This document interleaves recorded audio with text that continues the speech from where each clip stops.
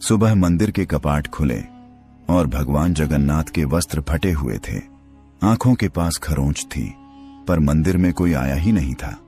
तो फिर रात में भगवान कहाँ गए थे? पूरी धाम में एक रात की बात है। अंतिम आरती के बाद पुजारी जी ने नियम अनुसार मंदिर के कपाट बंद कर दिए। चारों ओर शांति थी।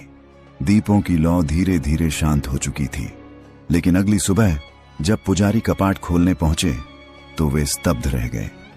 भगवान जगन्नाथ जी के वस्त्र फटे हुए थे, धागे लटक रहे थे और करुणा से भरी उनकी आंखों के पास हल्की सी खरोच थी। घबराए हुए पुजारी ने कांपती आवाज में पूछा, प्रभु ये कैसे हुआ? तभी दिव्य स्वर में भगवान जगन्नाथ जी ने उत्तर दिया, पुरी में एक माली की बेटी रहती है, उसका नाम है राधा। हर रात वह वन में बैंगन तोड़ते हुए गीत गोविंद गाया करती है। उसकी भक्ति इतनी सच्ची, इतनी निष्कपट है कि मैं हर रात उसकी आवाज से आकर्षित होकर अनजाने ही उसके पीछे पीछे चल पड़ता हूँ। रास्ते की झाड़ियों के कांटे मेरे वस्त्र फाड़ देते हैं, मेरे शरीर को छू जाते हैं, लेकिन मुझे कोई पीड़ा नहीं होती, क्योंकि उस क्षण मैं उसकी भक्ति में पूरी तरह लीन होता हूँ। यह सुनकर पुजारी की आंखें भर आईं। उन्होंने तुरंत राधा को मंदिर बुलाया। स्नेह से बोले, राधा बेटी, अब से तुम यही गीत गोविंद प्रभु के सामने गाया करो।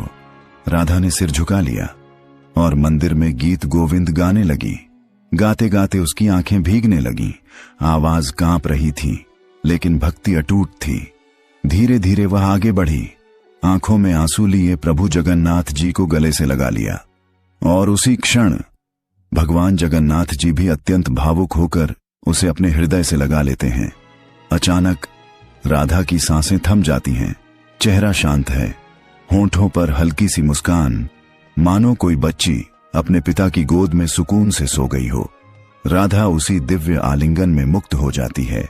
उसकी आत्मा प्रभु की गोद में विलीन होकर एकाकार हो जाती है। पुजारी की आंखें भर आईं, क्योंकि उन्होंने प्रत्यक्ष देख लिया था